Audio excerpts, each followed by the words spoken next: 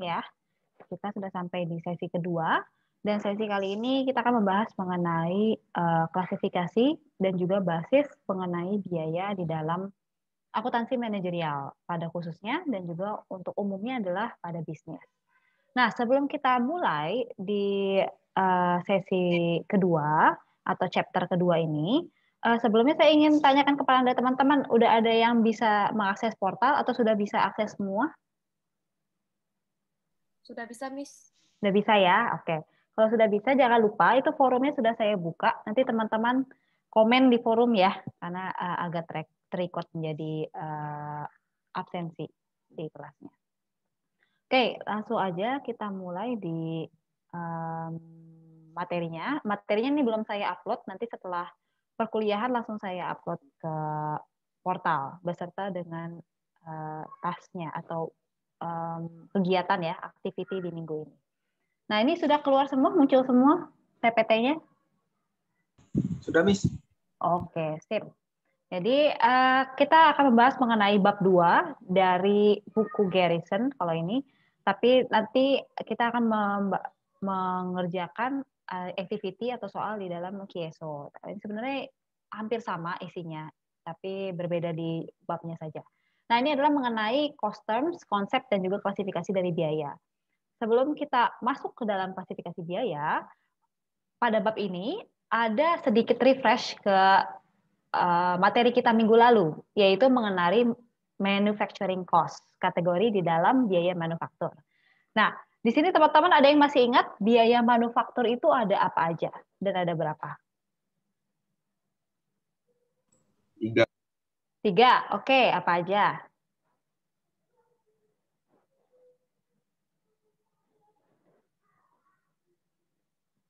Period cost, kata CP. Oke, ada yang lain?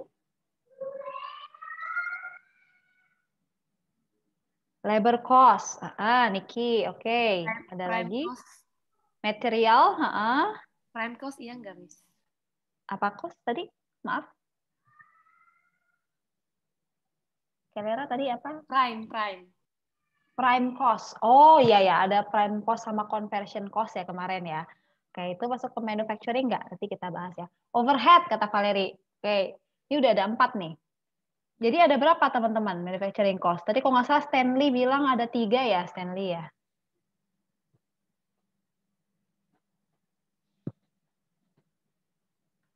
Bilang period, labor, material, dan juga overhead.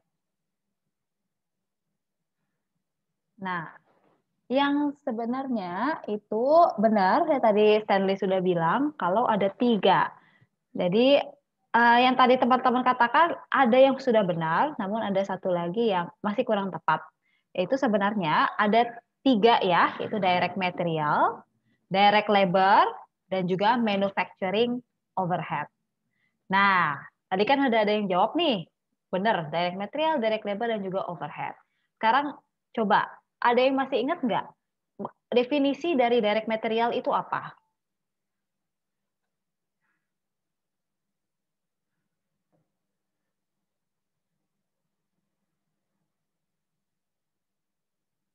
Direct material. Direct Harganya material. itu kayak terlihat gitu nggak sih? Gimana Lera? Kayak misalnya kan kalau baju itu kayak benang gitu. Oke, ya benar. Jadi bahan yang dipakai untuk produksi ya, betul ya? Ini kata Valeri juga, materialnya dipakai langsung dalam proses produksi. Oke. Niki bilang biaya operasional, dan Alana bilang yang digunakan untuk produk. Oke. Nah, sebenarnya direct material itu benar yang dikatakan oleh teman-teman, yaitu bahan baku yang menjadi bagian dari produk dan bisa terlihat fisiknya, gitu ya. Diulang lagi, bahan baku yang digunakan dalam proses produksi dan bisa terlihat fisiknya di dalam produk itu. Misalnya kalau di mobil nih, apa aja teman-teman kira-kira raw materialnya yang bisa kita definisikan? Besi. Besi, oke. Roda, oke. Terus apa lagi? Kaca. Kaca, sip. Kaca ininya ya, kaca jendelanya maksudnya ya. Apalagi? Ini ada di sini radio ya.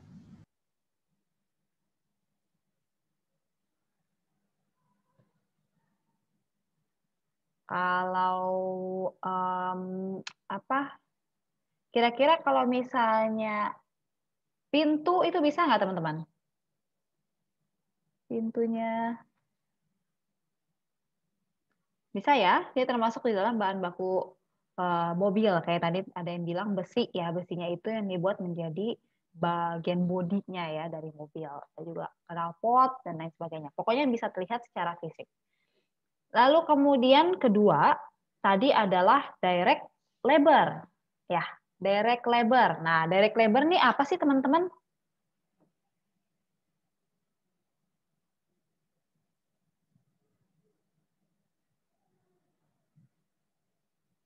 Direct labor? Oke, ada yang udah jawab. Pekerja pabrik yang membuat proses produk tersebut. Ya. Terus, kalau nggak di pabrik, apa dong direct labornya? Mesin, biaya tenaga kerja langsung. Ya, Michael Pukarta. Betul. Direct labor itu biaya tenaga kerja langsung ya. Jadi atau enggak yang tadi Niki bilang pekerja pabrik yang membuat proses produk. Jadi kalau misalnya kita bicara tentang perusahaan manufaktur, maka biaya tenaga kerja langsungnya adalah si pegawai pabriknya gitu ya. Nah, kalau misalnya kita bicara tentang perancang busana misalnya ya atau apa namanya bisnis dalam desainer ya berarti pekerja langsungnya diantaranya ada penjahit dan lain sebagainya. Oke, lanjut berikutnya adalah kita lihat definisinya apa sih? Betul, biaya tenaga kerja yang bisa di-trace kepada individual unit produk. Maksudnya apa? Maksudnya misalnya ini, kalau misalnya di dalam perusahaan mobil, maka adalah upah yang dibayarkan untuk para buruh yang melakukan perakitan, ya, assembly worker. Nah, ingat kalau misalnya ini karena langsung, berarti yang benar-benar berkontribusi pada pembuatan produknya ya.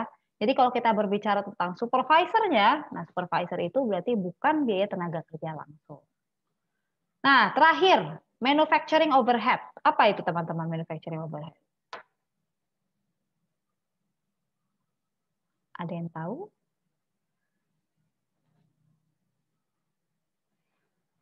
Asuransi, insurance, biaya pajak. Oke. Apa?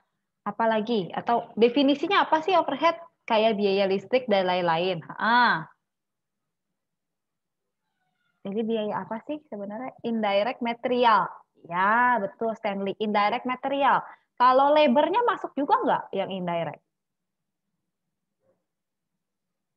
Tidak secara langsung dalam produksi. Biaya lain yang menunjang produksi. Iya, benar.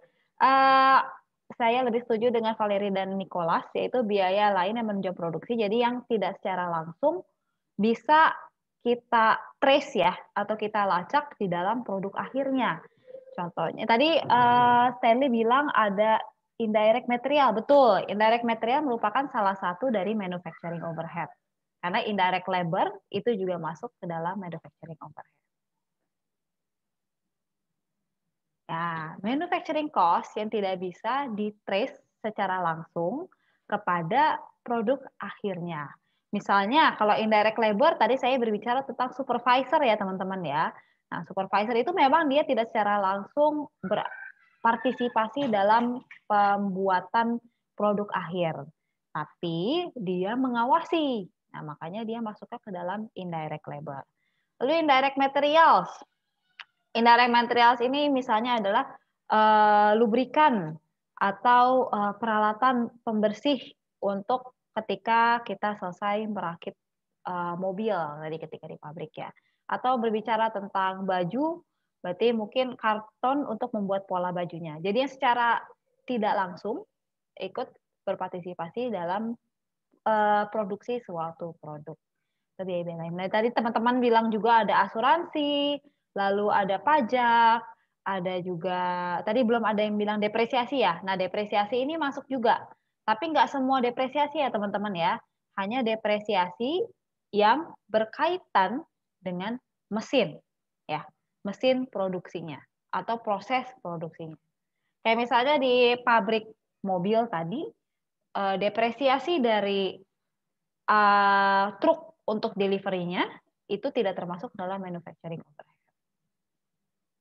Oke, sampai sini ingat ya teman-teman ya, pokoknya manufacturing cost, biaya manufaktur itu hanya ada 3, yaitu 2-nya adalah yang langsung, bahan langsung dan tenaga kerja langsung, dan yang ketiganya itu adalah yang tidak langsung, yaitu manufacturing overhead. Ada pertanyaan sampai sini teman-teman?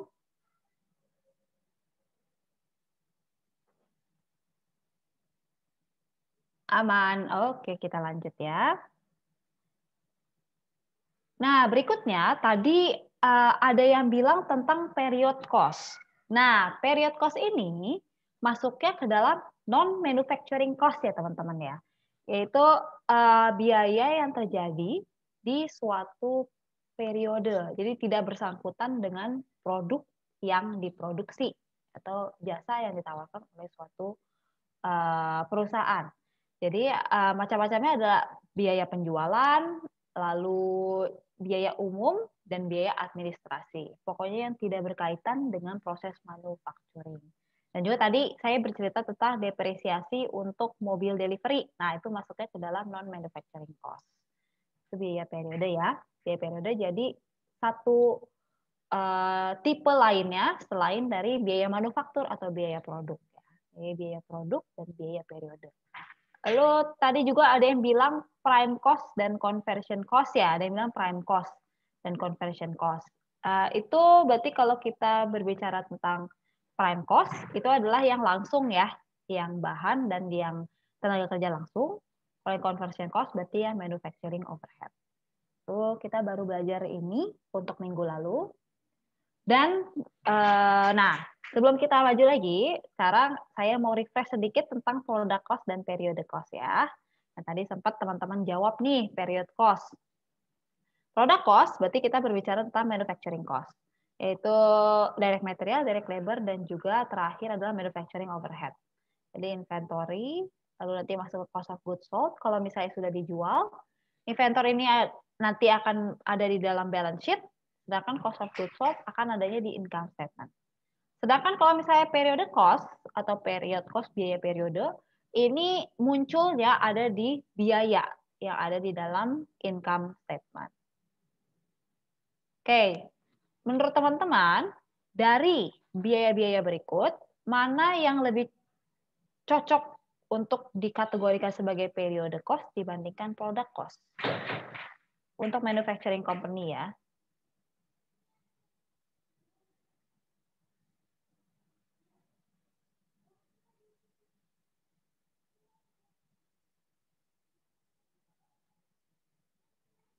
B itu period cost ya, property taxes. Oke. B aja atau ada yang lain? E juga period. E period. Oke. B dan E ya. Ada lagi atau udah cukup B dan E aja?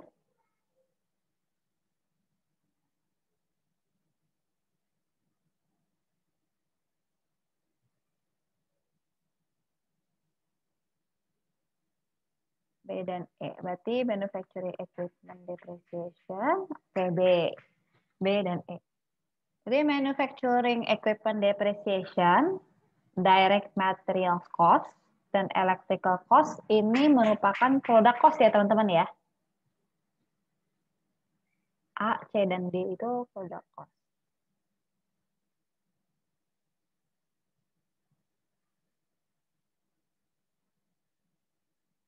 Sekarang kita lihat jawabannya. Apakah benar B dan E?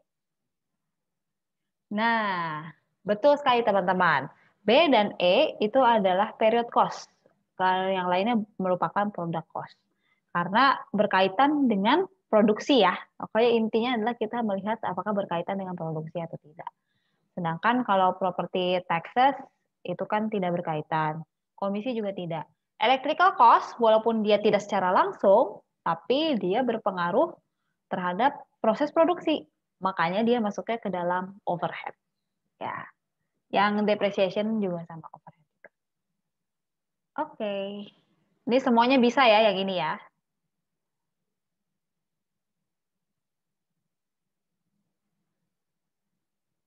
Nah, ini yang tadi saya bilang ya, prime cost dan conversion cost. Nah, kalau direct labor itu juga bisa menjadi conversion cost ketika dia itu bukan per unit, misalnya per jam kerja dia direct labornya, maka harus dikonversikan terlebih dahulu mana yang menjadi direct labor dan mana yang menjadi overhead. Nah, ini kita akan berbicara tentang bedanya perusahaan pedagang atau merchandiser dan perusahaan manufaktur. Karena ini nantinya akan berbeda di dalam cost of goods sold-nya. Nah, kalau merchandiser atau perusahaan distribusi ya, mungkin kita reseller seperti itu reseller, dia pembeli dan juga menjual produk yang sudah jadi. Jadi kegiatan produksi ini tidak termasuk di dalam proses bisnisnya perusahaan pedagang atau merchandiser. Sedangkan kalau untuk perusahaan manufaktur, berarti dia melakukan dari awal hingga akhir proses produksi. Itu dimulai dari pembelian bahan baku, lalu produksi, produk jadi, nanti menjadi work in process, sampai dengan inventory, dan sampai dengan terjual barang jadinya.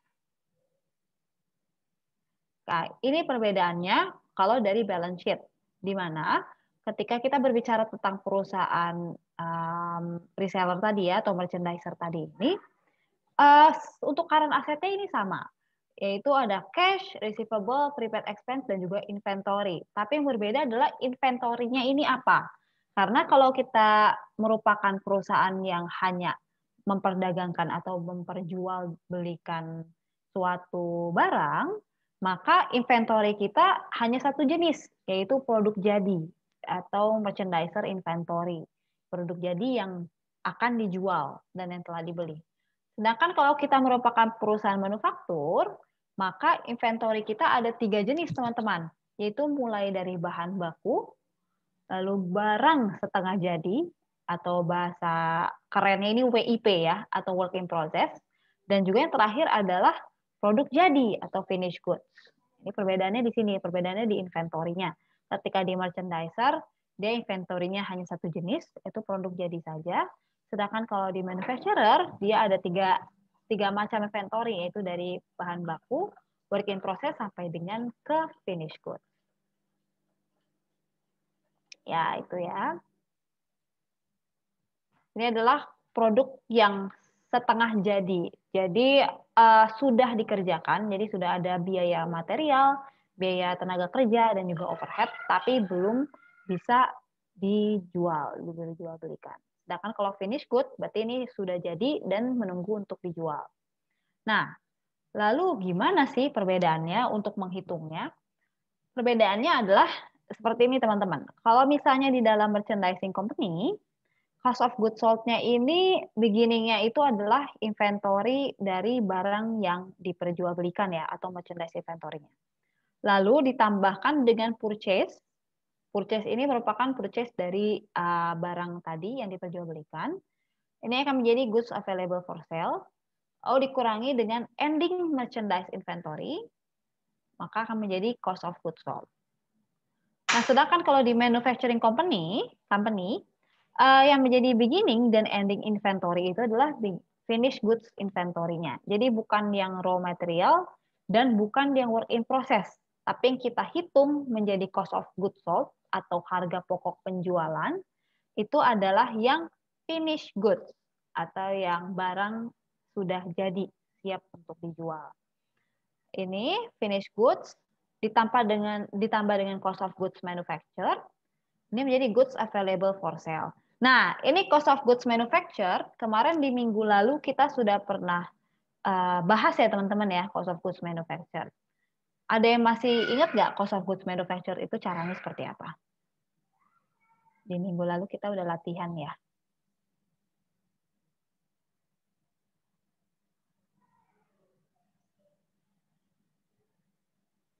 Ada yang masih ingat?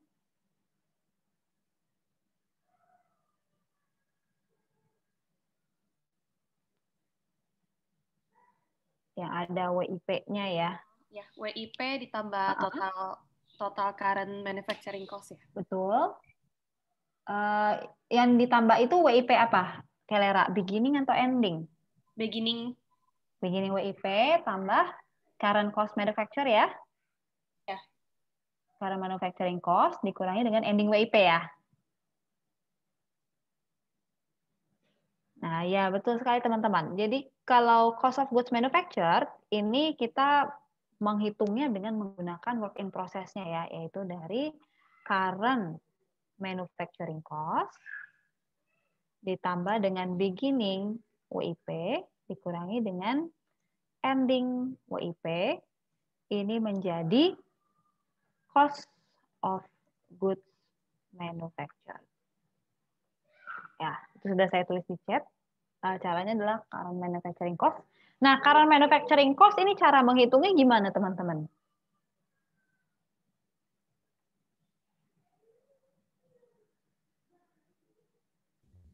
Jumlah semua cost ya, Miss. Jumlah semua cost, iya. Jumlah semua cost yang mana?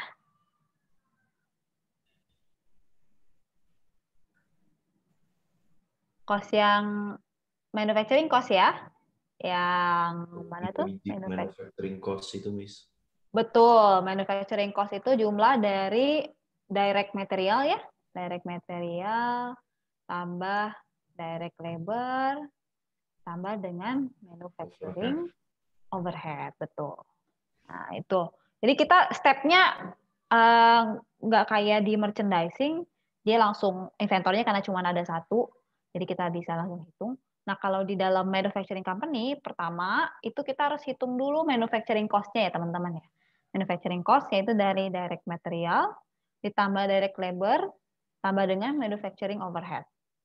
Setelah kita dapat manufacturing cost, berarti kita bisa cari cost of goods manufactured atau harga pokok dari manufaktur, proses produksi. Harga pokok dari proses produksinya, harga pokok produksi ya.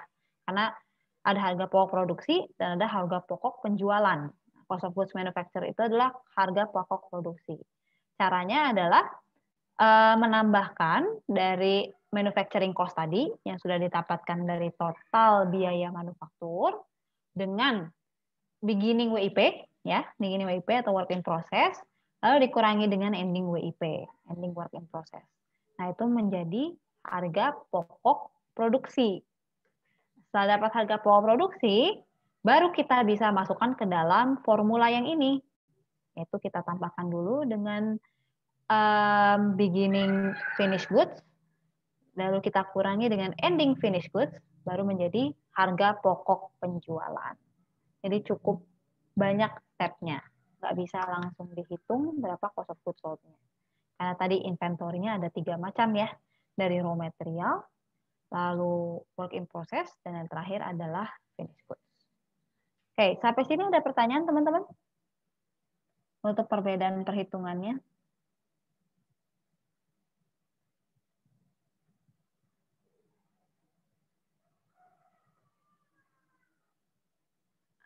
Oke, next ya.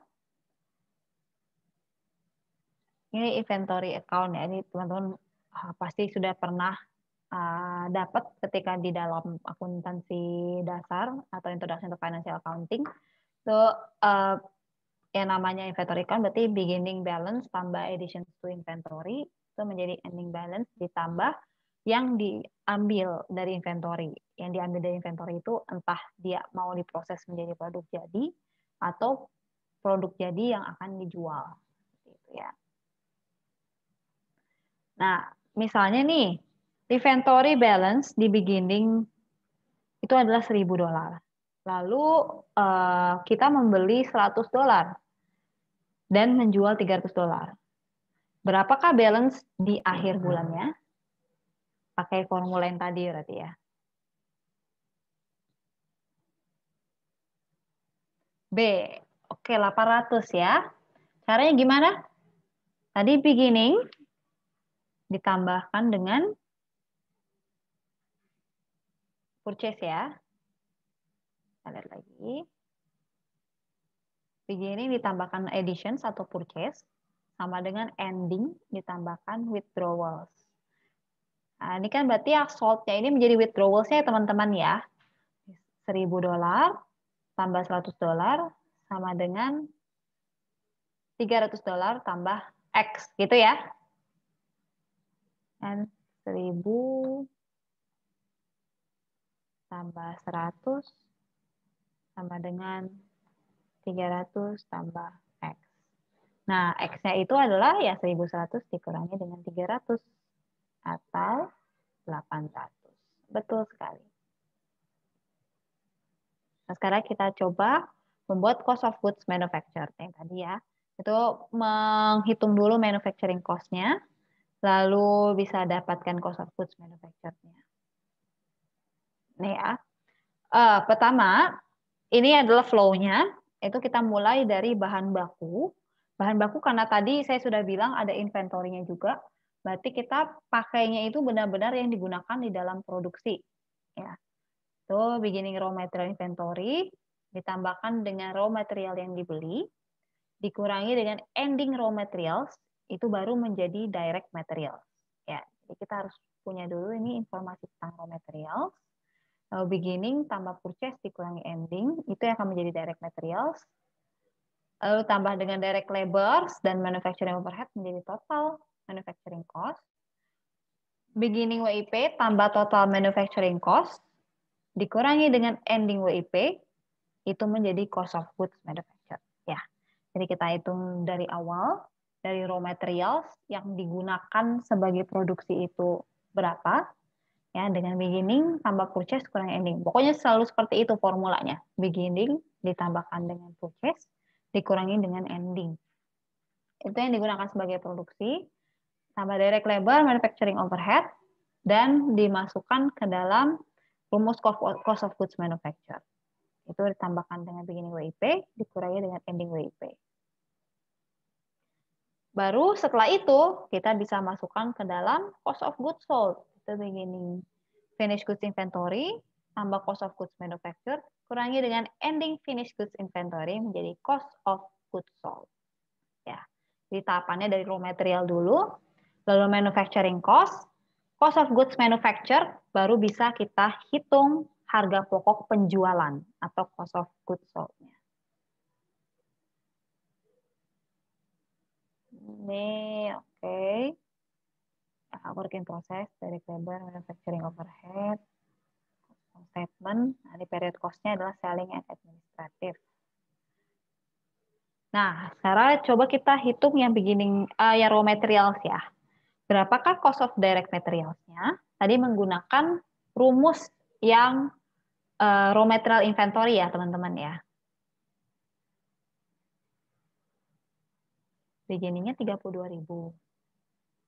Pembeliannya 276.000. Dan di akhir bulan ada $28.000.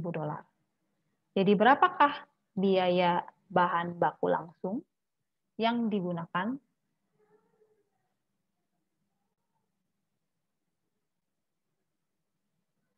$280.000. Oke. Caranya gimana, teman-teman?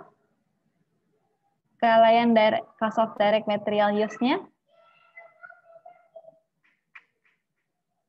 Beginning, tambahkan dengan purchase, dikurangi dengan ending ya. Jadi 32.000 tambahkan dengan 276.000 dikurangi dengan endingnya 28.000. Itu sama dengan 280.000. Betul. Sip. Kayak gitu ya. Nah, nanti kalau misalnya di soal tengah semester ataupun UAS, teman-teman saya harapkan menulisnya seperti ini ya. Jadi dibuat tabulasinya. Jadi ada begini raw material dulu, lalu ditambahkan dengan purchase, sama dengan apa, dikurangi dengan raw material inventory, menjadi raw material use in production. Nah sekarang kita sudah tahu, direct material saya $280.000. Direct labor 375.000 dan overhead 180.000. Berapakah manufacturing cost-nya? Ini mudah sekali ya.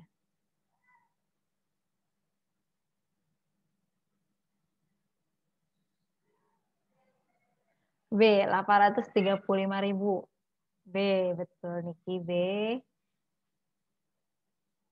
Langsung aja ditambahin ya teman-teman ya. Langsung ditambahkan semuanya. 280.000 ditambahkan dengan 375.000. Tambahkan dengan terakhir 180.000. Ditambahkan semua. Jadi 835.000. Manufacturing cost incurred for the month. Nah, ini kita baru sampai manufacturing cost ya. Next-nya berarti kita harus menghitung cost of goods manufactured-nya. Beginning work in process $125.000. Manufacturing cost-nya $835. Dan terdapat 200.000 partially finished goods di akhir bulan. Berapakah cost of goods manufactured?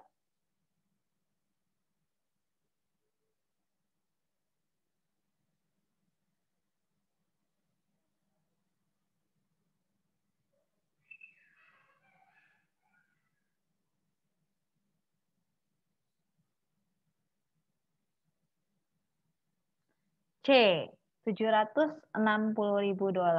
Ya, betul. Caranya gimana? Beginning ya? Ya, beginning ditambah manufacturing. Dikurangi. Betul. Beginning tambah manufacturing. Dikurangi dengan ending ya. Dikurangi dengan 200.000. Oke, hasilnya adalah 760.000. Gampang ya teman-teman ya. Kalau ujiannya kayak gini bisa semua pasti ya. Ini masih bisa semua. Dan $760.000. Next-nya, terakhir, harga pokok penjualannya berapa? Nanti kita berbicara tentang finished good inventory ya. Finished good inventory 130.000 beginning-nya, ending-nya 150.000. Berapa cost of goods sold-nya?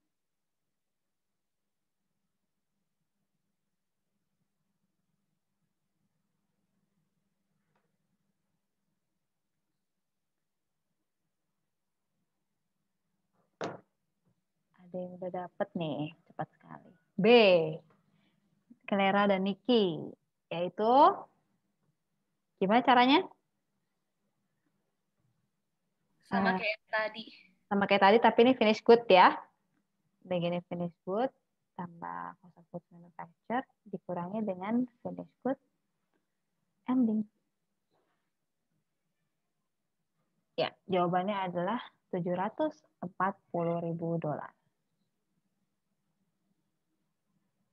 Oke, ya sampai sini gimana teman-teman? Ada pertanyaan untuk yang cost of goods sold?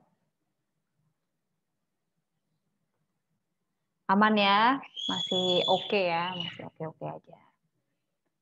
Nah, sekarang kita akan melihat untuk jenis cost yang lainnya. Yaitu ada yang namanya variable dan fixed cost. Nah, sebelum saya maju, teman-teman ada yang tahu nggak variable cost dan fixed cost ini apa sih?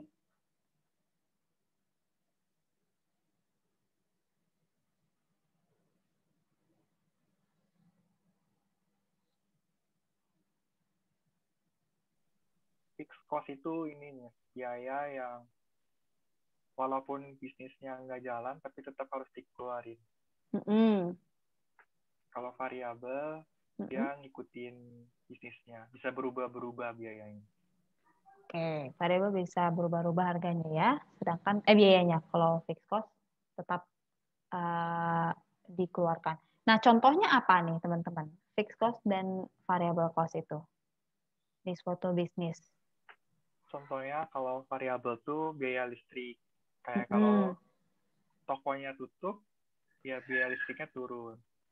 Tapi kalau contoh fixed cost itu misalnya biaya sewa bangunan. Walaupun tokonya tutup, sewanya tetap sama. Oke, sip, benar. Stanley bilang juga fixed cost itu tempat ya. Atau tadi Sandi sudah menjelaskan lebih jauh yaitu mengenai sewa bangunan. Jadi kalaupun tutup ya tetap dikeluarkan. Nah, berarti kita berbicara variable cost dan fixed cost ini tentang kaitannya dengan aktivitas ya teman-teman ya. Kaitannya dengan aktivitas di mana tadi Sandi bilang, kalau misalnya fixed cost, berarti walaupun tidak ada aktivitas yang terjadi, itu tetap harus dibayarkan. Ya, contohnya sewa bangunan, lalu ada juga biaya untuk misalnya listrik, tapi listrik yang jadi kan listrik ini kita ada bagian yang sifatnya tetap dan ada bagiannya yang sifatnya itu tergantung KWH-nya. Nah, jadi listrik yang sifatnya tetap itu ya. Lalu kalau misalnya variable cost, berarti ini biaya yang bergantung terhadap aktivitas produksi atau aktivitas yang dilakukan oleh perusahaan. Biasanya sih satuannya adalah unit activity atau unit of product. Nah, misalnya ini kalau kita berbicara tentang telepon ya, telepon di dalam biaya telepon berarti biaya yang dikeluarkan untuk telepon tersebut itu adalah bergantung dari seberapa lama sih sebenarnya kita menggunakan telepon itu untuk berbicara dengan orang lain. Atau tadi kalau misalnya tentang air, nah air itu seberapa liter sih, berapa atau meter kubik sih yang kita gunakan dalam suatu produksinya. Kemudian kalau misalnya variable cost per unit, nah tadi kan kalau variable cost secara total dia akan berubah ya teman-teman ya di sini ya. Variable cost secara total dia akan berubah totalnya, total dari biaya telepon ini akan semakin besar ketika menit kita berbicara itu semakin banyak. Ya, semakin banyak jumlahnya. So, tadi listrik akan semakin besar jumlahnya kalau kita semakin banyak menggunakan KWH listrik. Ini totalnya. Tapi kalau kita berbicara tentang per unitnya, dia akan tetap, teman-teman. Ya, misalnya tadi telepon per menit harganya adalah Rp2.500. Jadi berapa menit pun kita menggunakan telepon itu, nilai dari biaya variabelnya itu akan tetap sama, 2.500 per menit. Ya. Jadi ini kalau kita bilang dari total variable cost, dia akan berubah semakin besar bergantung dari unitnya. Tapi kalau kita bilang variable cost per unit, dia akan tetap harganya. Tidak peduli berapa banyak pun unit yang digunakan atau unit yang dihasilkan. Karena harganya ini atau biayanya ini akan tetap sama. Nah, kalau fixed cost seperti apa? Fixed cost dia kebalikannya. Kalau di dalam basic telepon bill, jadi kan yang tadi saya bilang, zaman dulu masih ada, tapi kayak sekarang masih ada ya telepon rumahan atau di listrik ada tagihannya. Itu kan ada biaya yang tetapnya atau abonemennya, abonemen listrik, abonemen telepon. Nah, dia nilainya akan tetap, yaitu sekian rupiah. Jadi berapapun jumlah telepon atau berapapun jumlah KWH yang kita gunakan, biayanya ini akan tetap secara total, yaitu secara per bulan. Tadi bilangnya adalah sewa ya. Sewanya sewa mesin deh, karena misalnya mesinnya kita tidak punya, jadi kita masih sewa. Sewa mesin senilai 300 juta rupiah per bulan. Jadi berapa banyak pun unit yang dihasilkan, mau 1.000 unit, 5.000 unit, sampai dengan 100.000 unit, ya kita tetap totalnya adalah 300 juta rupiah per bulan. Ini secara total. Tapi kalau secara per unit, maka dia akan berkurang. Tapi berkurangnya beda dengan variable cost. Kalau variable cost tadi bertambahnya itu kan secara linear ya teman-teman ya, garis lurus. Nah, kalau fixed cost per unit, dia akan berkurangnya secara eksponensial. Jadi grafiknya seperti ini. Karena dia tidak akan mencapai 0 nilainya untuk biaya bulanan atau biaya per unitnya dari fixed cost. Ya. Sampai sini ada pertanyaan teman-teman antara fixed cost dengan variable. Jadi kalau totalnya semakin bertambah tergantung dari unitnya untuk variable cost. Tapi kalau variable cost per unit dia tetap. Nah, kalau fixed cost per unit kebalikannya. Total fixed cost-nya tetap, tapi fixed cost per unit akan turun secara eksponensial. Ya, karena ini kita hitungnya dari 300 juta dibagi dengan tergantung dia berapa jumlah yang dihasilkannya atau yang digunakannya. Cukup jelas ya? Ayo ini ya, tadi secara rangkumannya adalah seperti ini. Fixed cost tetap sama, tapi average fixed cost per unitnya akan menurun selama activity levelnya itu meningkat. Nah, sekarang sedikit quick check, itu menurut teman-teman, mana yang merupakan variabel untuk jumlah kon es krim yang dijual di Baskin Robbins?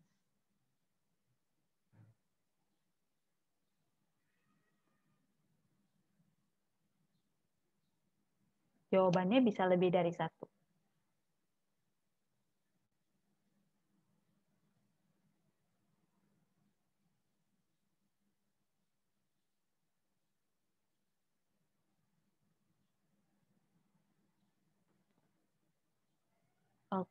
C, A, C, D. Oke, ini ada banyak yang bilang C. Sudah sangat A, C, D. Doni bilang A, C, D. Sandi bilang D. C, C, C. Oke, mayoritas bilang C ya. Tapi ada beberapa yang bilang D juga. Coba kita lihat. The cost of ice cream. Iya, pasti ya. Karena kan biaya ya yang dijualnya kan es krimnya.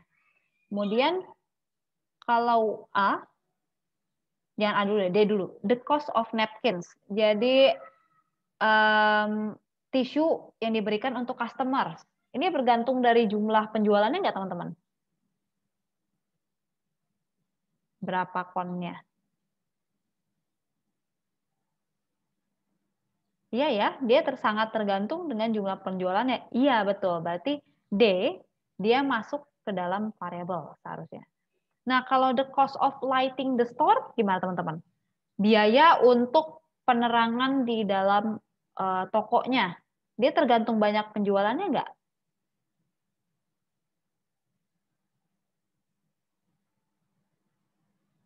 Kalau jualnya 20,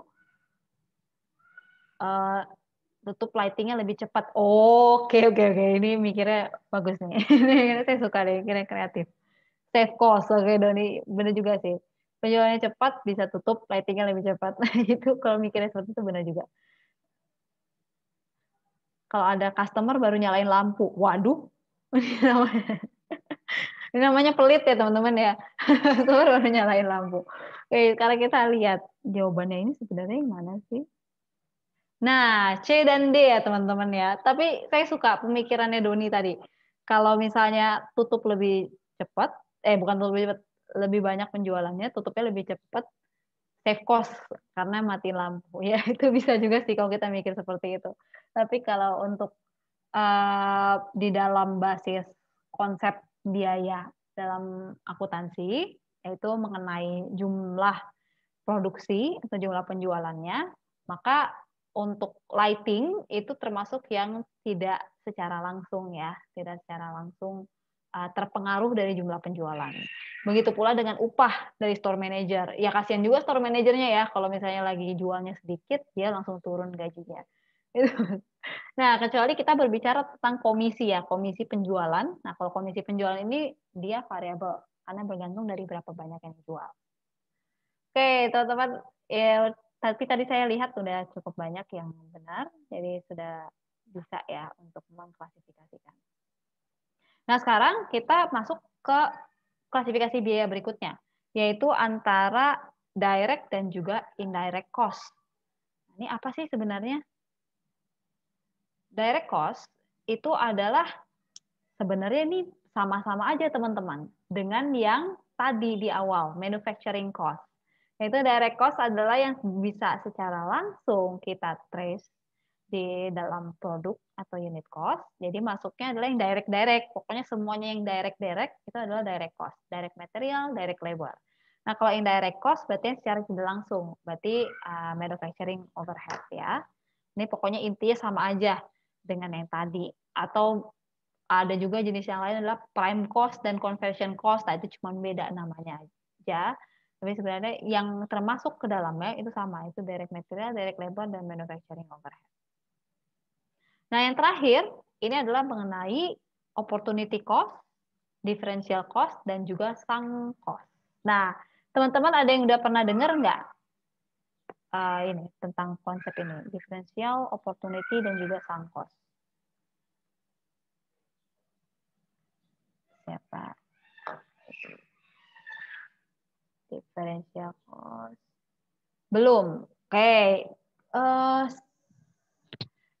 Sebenarnya ini berkaitan dengan pengambilan keputusan. Nah, ini sangat berkaitan dengan pernah waktu SMA. Oke. Gimana tuh Sandi? Masih ingat nggak yang tadi? Cost. Diferensial. Cuma ingat itu sunk cost sama opportunity. Oke, gimana Sandi? Sunk cost sama opportunity itu apa?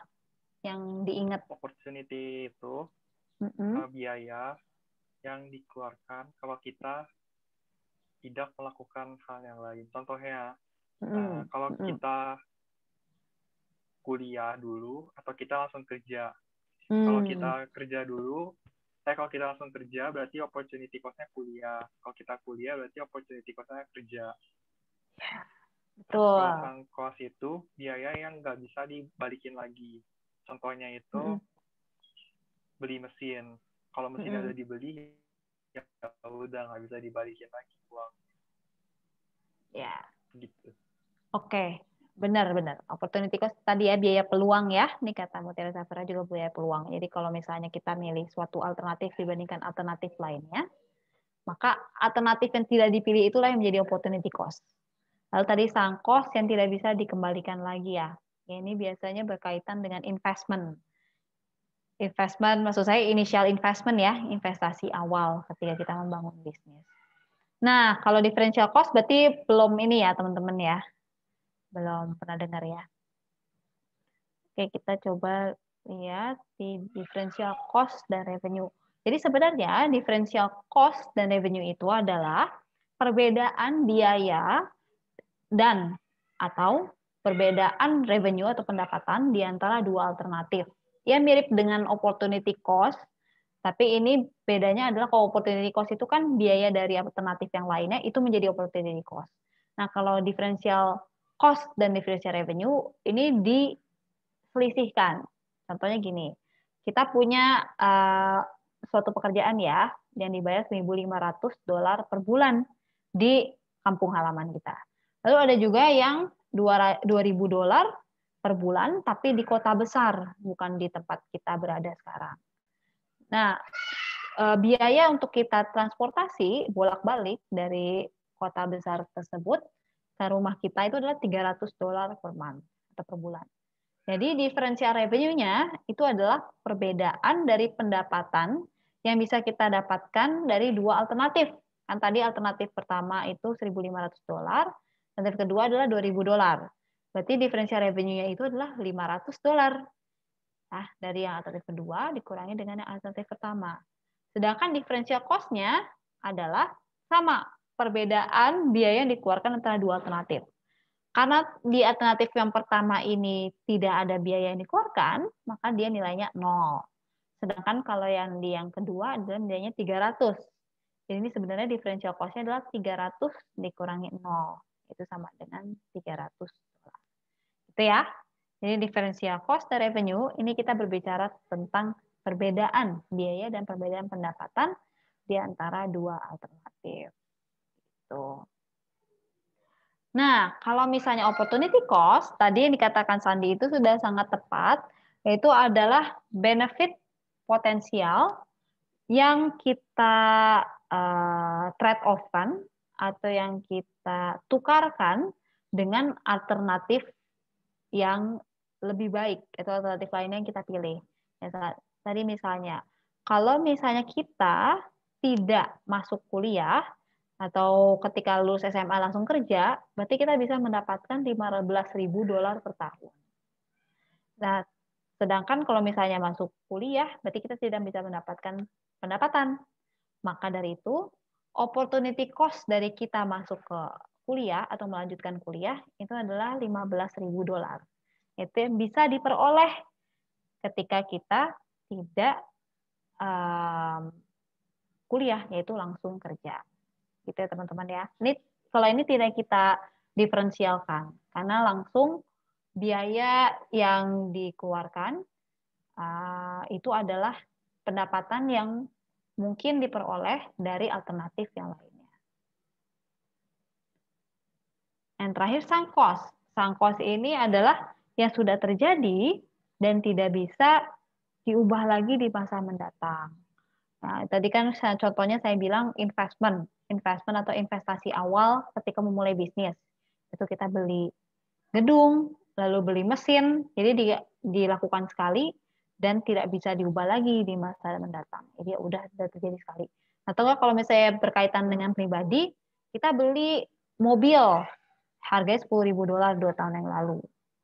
Nah, $10.000 itu merupakan sunk cost karena sudah terjadi di masa yang lalu dan tidak bisa diubah lagi di yang masa-masa mendatang berikutnya.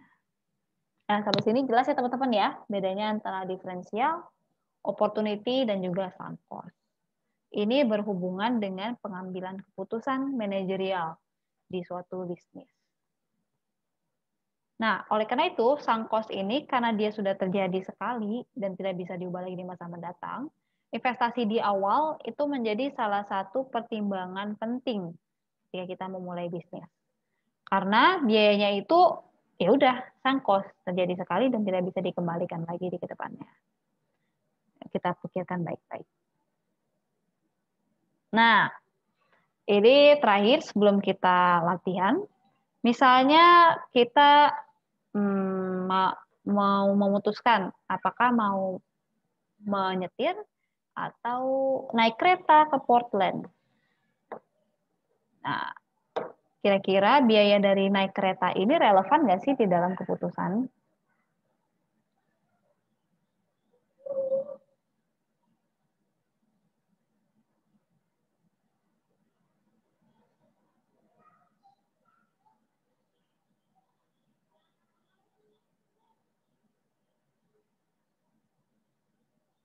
Ya, berarti dua opsi ya, dua alternatif ya, yaitu antara kita mau naik kereta atau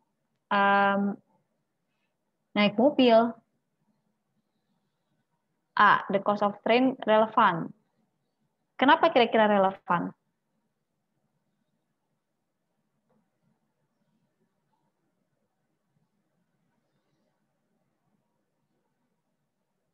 Ya. Karena ini kata kuncinya ini ya, you have ample cash. Jadi punya kas yang betul, mending naik mobil. Kalau harga tiket kereta lebih mahal daripada naik mobil, mendingan naik mobil ya, Miss. Benar. Karena ini kata kuncinya adalah kita punya sih kas untuk melakukan keduanya, tapi kita tidak mau mengeluarkan yang tidak butuh. Jadi maksudnya ya kalau bisa sehemat mungkin. Ini kita harus menghitung diferensial cost-nya ya, diferensial cost-nya. Berapa yang lebih besar nih kira-kira antara cost of train ticket atau cost untuk naik mobil, yaitu cost of gasoline misalnya, untuk tolnya, dan lain sebagainya. Oke, sip. Nah, berikutnya berarti kita masih punya waktu 1,5 jam kira-kira. Ini sebenarnya untuk task minggu ini teman-teman, tapi kita coba kerjakan bersama-sama dulu ya. Ini keluar nggak ininya? PDF-nya.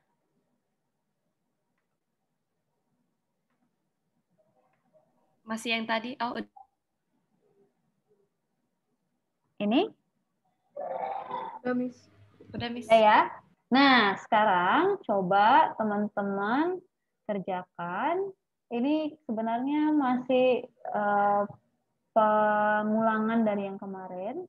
Dan yang terakhir adalah, ya ini masih tentang periode cost dan cost, dan yang terakhir adalah cost of goods manufactured.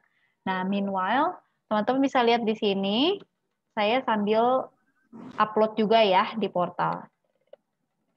Saya upload di portal.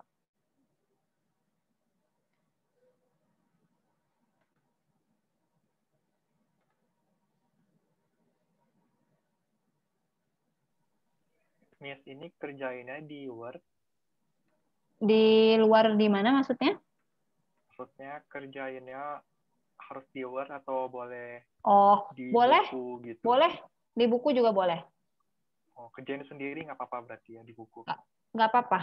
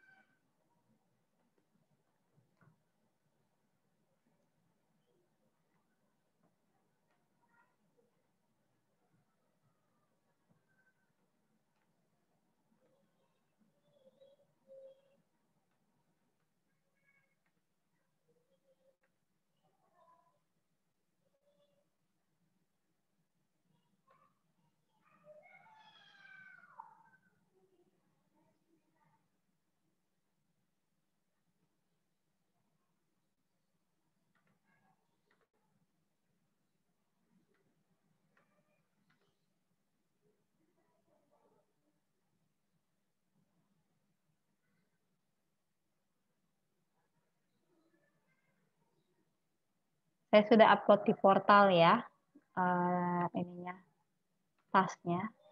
Teman-teman bisa download materinya juga. Saya upload.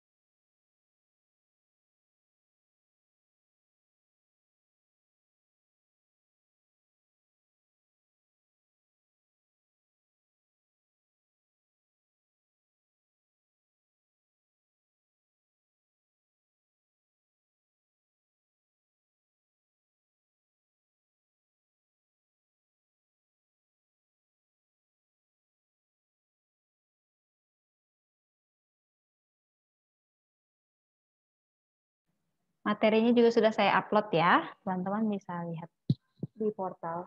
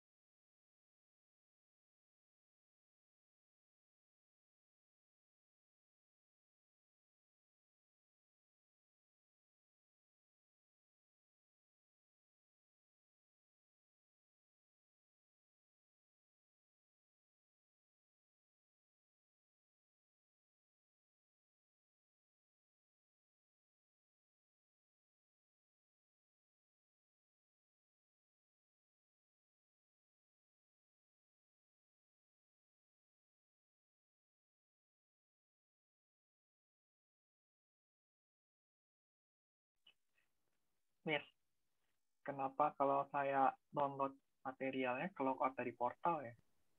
Kalau dari portal, Iya. waduh. Tapi Kalau tasnya bisa. kalau tasnya bisa. Iya. Mungkin masih ini kali Sandi berarti. Masih error. Berarti bisa saya sharing juga di grup ininya ya, materinya ya.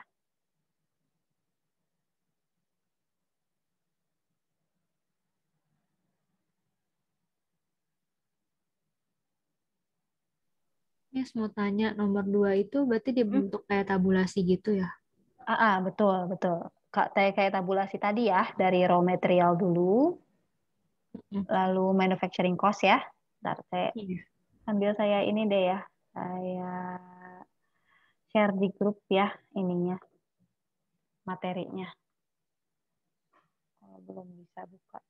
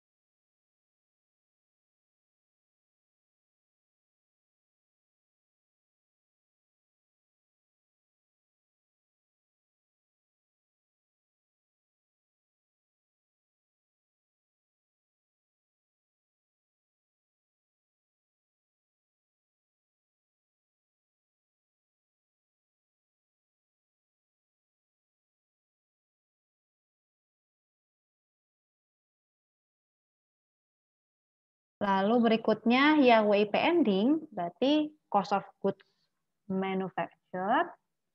Ini kok bisa jadi segini? Padahal total cost of WIP-nya 221.500. Berarti kita mengurangi antara total cost of work in process dengan cost of goods manufactured ya.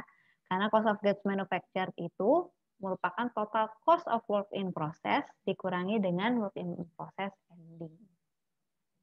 Nah, kalau di case B ini relatif lebih mudah karena lebih straightforward. Yang dicari adalah yang hasil-hasilnya ya. Kayak ini total manufacturing cost yang ditanya. Berarti langsung kita tambahkan aja semua biaya manufaktur. Lalu total cost of work in process yang ditanya, berarti langsung aja ya total manufacturing cost tambah dengan WIP beginning. Lalu ditanya cost of goods manufactured, berarti total cost of work in process dikurangi dengan ending work in process. Dan terakhir, case C, ini berarti hampir sama dengan yang case A, itu untuk yang direct labor-nya berarti kita mengurangi manufacturing cost dengan overhead dan material. Lalu untuk WIP beginning-nya berarti mengurangi total cost of WIP dengan total manufacturing cost. Dan cost of goods manufactured-nya ini merupakan hasil pengurangan dari total cost of WIP dengan WIP ending. Hasilnya begini. Sama-sama nggak teman-teman jawabannya? Dari A sampai I.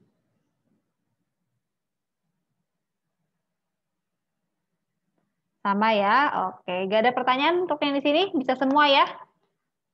Aman? Aman. Sip. Nah, sekarang kita ke nomor berikutnya yang katanya agak sulit ya. Nggak sulit sebenarnya, karena aneh aja. Baru pertama kali lihat yang ini. Nah, yang di sini kita punya inventory. Karena ini manufacturing, berarti inventory-nya ada 3 ya teman-teman. Raw material, work in process, dan finished good. Ada beginning dan ada ending. Lalu ini ada biaya-biaya lainnya yaitu purchase of material, direct labor, overhead. Nah, ini sebenarnya specific overhead cost ini merupakan penjelasan dari manufacturing overhead-nya. Ini kalau teman-teman mau jabarin lagi boleh, tapi kalau mau langsung dimasukkannya manufacturing overhead juga nggak apa-apa. Yang ditanya adalah pertama, cost of goods manufactured-nya, dan yang kedua adalah representasi dari ending inventory. Nah, kalau kita ditanya cost of goods manufactured, berarti cukup sampai dengan di sini sebenarnya ya teman-teman ya. Tapi saya iseng ngitung cost of goods sold-nya juga. Ini teman-teman pakai format yang sama dengan yang ada di materi hari ini, yaitu hitung dulu raw materials-nya ya, raw materials used for manufacturing. Yaitu dari beginning raw materials. Beginning-nya berarti yang ini ya teman-teman ya, yang 9.000. Lalu ditambahkan dengan purchase 64.000. Ini ditambahkan ya, beginning tambah purchase menjadi raw materials available for use ya. Lalu kemudian kita masukkan ending raw materials, berarti ambil dari yang sini ya teman-teman, ending raw materials. Dan hasil pengurangannya dari raw materials available for use dengan ending raw materials menjadi raw materials used for manufacturing atau namanya adalah direct material. Ya, ini adalah direct material. Raw material used for manufacturing ini adalah direct material. Nah, setelah dapat nih direct material, berarti kita bisa masuk ke perhitungan manufacturing cost atau cost of goods manufactured-nya. Yaitu adalah ini bukan ini cost of goods manufactured harusnya ya. Nah, ini masih manufacturing cost aja. Manufacturing cost itu adalah direct material, yaitu dari yang raw materials used for manufacture, ditambah dengan direct labor. Direct labor dapatnya dari sini, $50.000. Lalu ditambahkan dengan manufacturing overhead senilai $19.900. Nah, yang tadi saya bilang, ini bisa dijabarkan lagi, tapi kalau enggak juga nggak apa-apa, langsung ambil yang overhead aja. Dapat deh manufacturing cost. Nah, manufacturing cost ini berarti masuk ke sini. manufacturing cost ditambah dengan beginning work in process. Beginning work in process-nya mana? Ini ya, udah ada di inventory ya, beginning work in process. Itu menjadi total cost of work in process. Lalu kemudian kita kurangi dengan ending work in process senilai 8.000 dapat dari sini. Ini akan menjadi cost of goods manufactured. Jadi satu persatu ya teman-teman ya. Dari raw material dulu, baru manufacturing cost, dan terakhir baru kita dapat cost of goods manufactured. Oke, sama teman-teman dapatnya $128.800. Tahu ada yang beda? Ada yang masih bingung sampai sini? Sama ya? Oke, ini bisa semua ya. Nah, yang terakhir mungkin yang bingung ya. Show the presentation of the ending inventories. Ini sebenarnya simple teman-teman. Tinggal teman-teman buat seperti balance sheet. Nah, balance sheet itu dia adanya di mana? Di current asset ya. Di current asset itu adalah inventory. Dan yang dimasukkan adalah ending inventory dari semuanya ya. Dari 3 macam inventory tadi. Yaitu dari raw material, yang ini, work in process, dan yang terakhir finished goods. Tapi yang diambil itu hanya endingnya saja. Kenapa yang endingnya aja? Karena ini sudah merepresentasikan ending inventory di 30 Juni 2002. Jadi teman-teman lakukan hanyalah memindahkan saja dari ending ini ke balance sheet, yaitu di current asset-nya. Raw materialnya 11.100, lalu work in process-nya 8.000, dan finished goods-nya 6.000. Dan terakhir adalah dijumlahkan semuanya inventory-nya. Dari raw material, WIP, dan finished goods. Hingga mendapatkan ending inventory atau inventory di Jun 30, 2002. Nah, gitu caranya. Sama kayak gini atau ada yang cara lain untuk ending inventory-nya?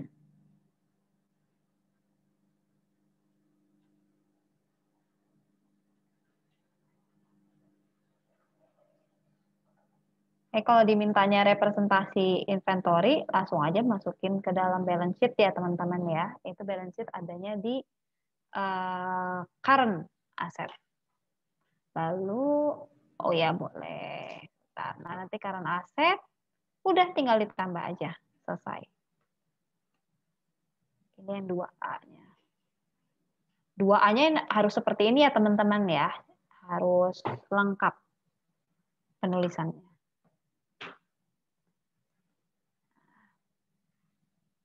Dari raw materials, manufacturing, sampai dengan cost of goods manufactured.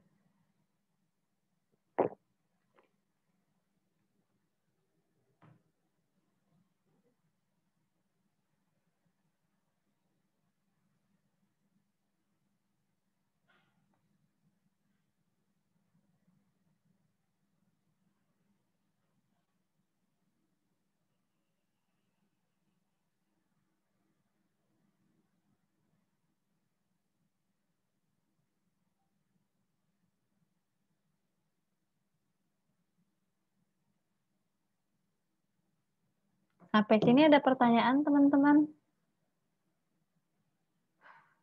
Kok bisa? Soalnya portal kan dia PDF ya soalnya di portal itu. Nggak bisa sih. Ini teman-teman bisa ini aja sih. Screenshot.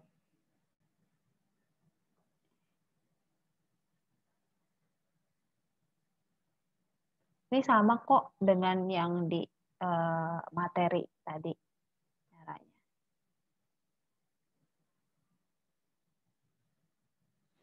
Sama dengan yang di materi ya.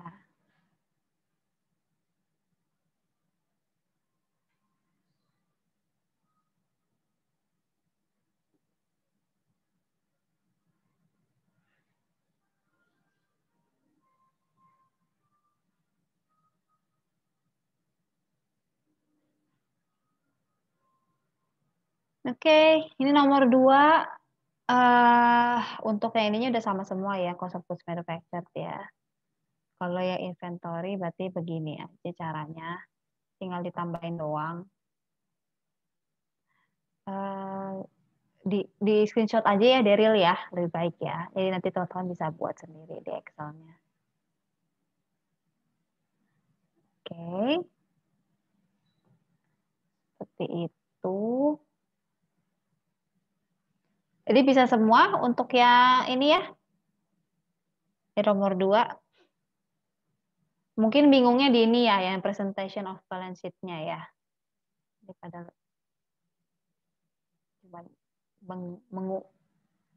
ngopi aja sebenarnya. Karena judulnya aja representation gitu ya.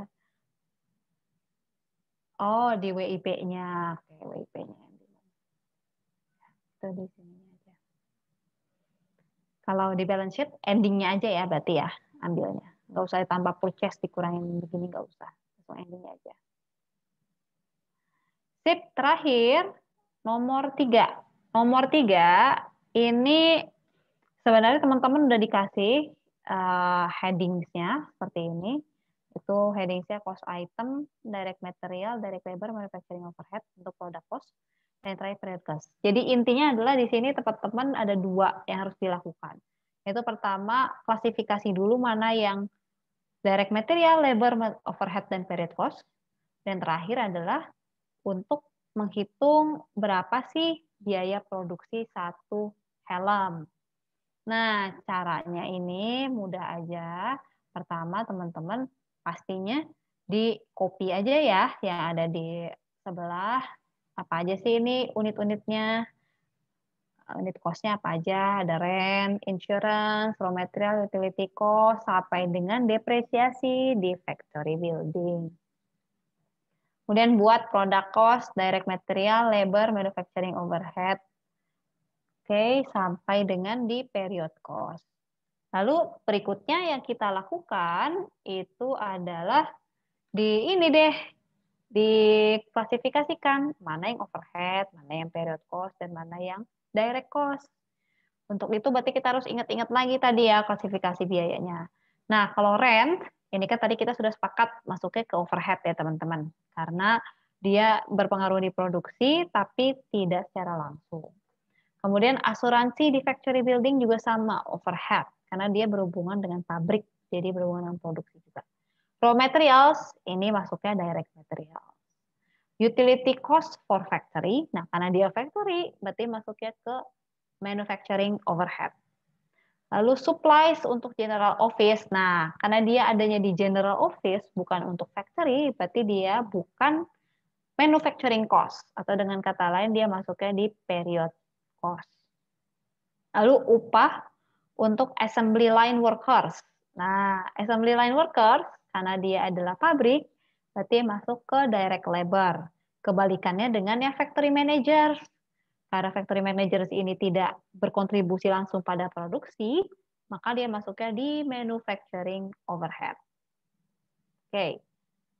Next-nya, depresiasi di office equipment. Nah, ini ada depresiasinya 2 ya.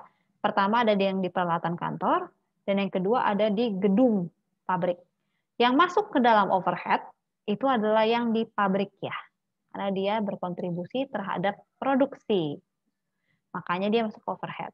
Sedangkan kalau untuk yang peralatan kantor, dia masuknya ke period cost atau biaya periode, yaitu biaya non-manufacturing. Ini miscellaneous. Miscellaneous-nya apa sih? Ternyata untuk ini ya, miscellaneous-nya untuk material, yaitu seperti lubrikan, solder.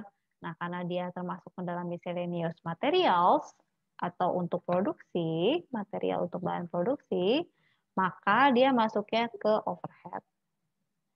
Tax, pajaknya untuk gedung, pabrik, berarti masuknya ke overhead. Dan advertising, nah advertising dia masuknya ke selling expense ya teman-teman ya, sama dengan sales commissions. Jadi dia masuknya ke period cost atau biaya non-manufacturing. Ini kalau kita sudah klasifikasikan semuanya, dimasukin satu-satu nih, di mana direct material, labor, overhead atau period cost. Berikutnya kita jumlahkan untuk masing-masing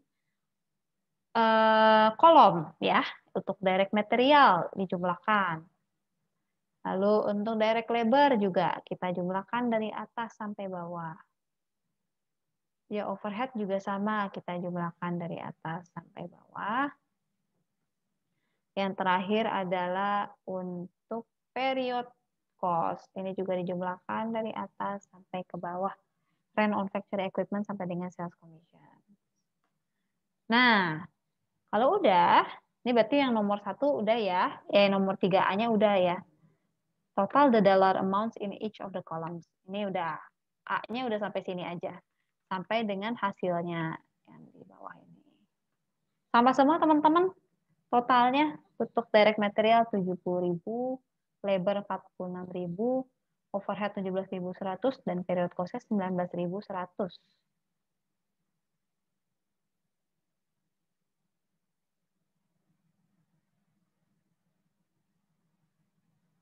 Ada yang beda jawabannya?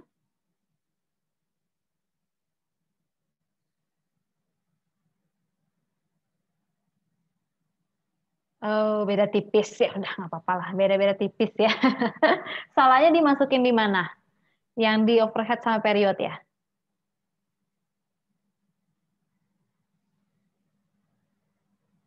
Oh, depresiasi. Miss, kalau Ya. depresiasi selalu di overhead ya?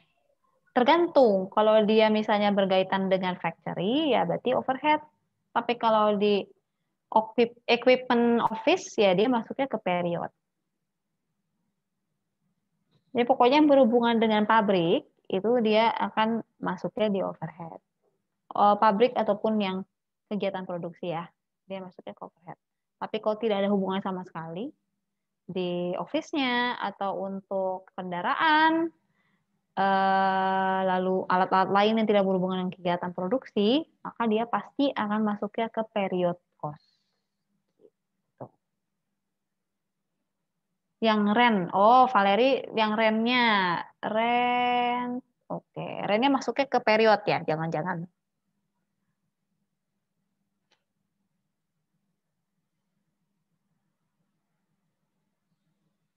Ke direct material.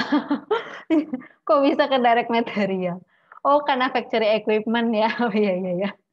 Ya enggak ya. Direct material itu raw material.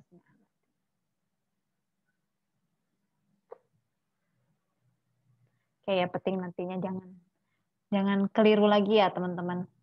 Mana yang masuk ke raw material, overhead dan lain sebagainya.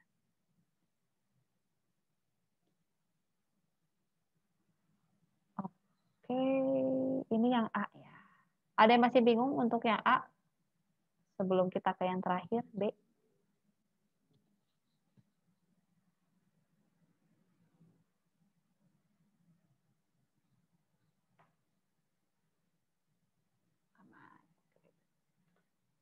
Sip. Berarti ini kita terakhir ya, B. Yang ditanyakan sebenarnya cost of production per unit. Berarti pertama, kita harus tahu dulu berapa sih totalnya production cost. Atau ini kata lainnya manufacturing cost sama aja ya. Manufacturing cost-nya berapa? Ya, lagi-lagi berarti kita harus menambahkan sebuah biaya yang berhubungan dengan produksi ya. Berarti period cost tidak perlu ditambahkan ya teman-teman ya. Jadi di sini berhubungan dengan produksi itu adalah direct material, ya.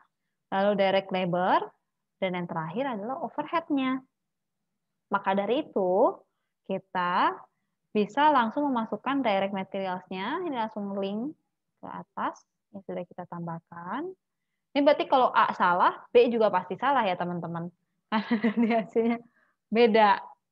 Tapi kalau misalnya masih di dalam manufacturing cost, masih mungkin benar sih. Tapi kalau dia udah diklasifikasikan ke period, nah itu pasti salah. Lalu direct labor-nya juga kan tadi udah dihitung. Dan terakhir manufacturing overhead-nya juga sudah dihitung. Langsung ditambahin aja material, labor, dan overhead. Nah ini kan total production atau manufacturing cost. Untuk berapa sih unitnya? Ada di soal ya, unitnya itu produksinya untuk 10.000 helm per bulan. Nah, ini kan berarti biayanya bulanan.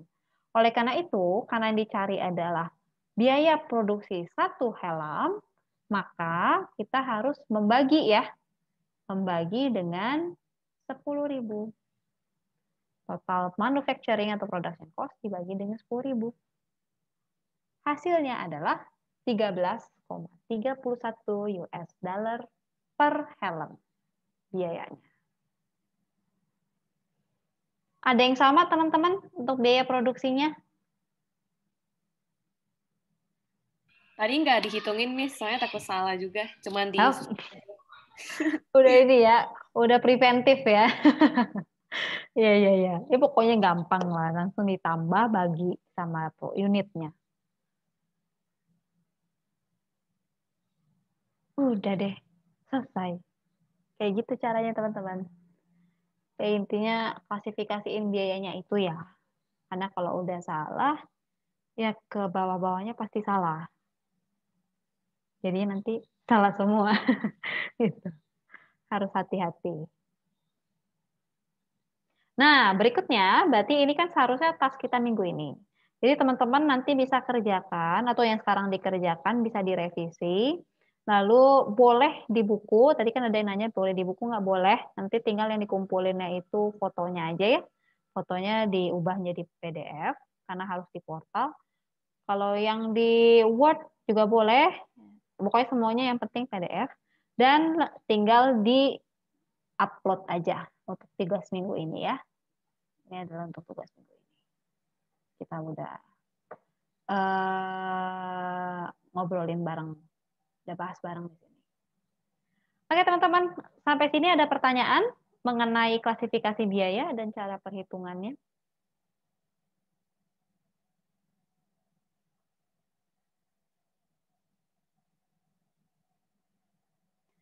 Sip, kalau nggak ada berarti saya tutup ya materi hari ini. Kita seperti biasa nanti minggu depan akan latihan tipis-tipis ya boleh. Kita nanti minggu depan akan bertemu lagi di jam 1. Karena ini pasti banyak hitung-hitungan. Ini udah mulai hitung-hitungan ya. Nah, nanti kira-kira seperti inilah perhitungannya.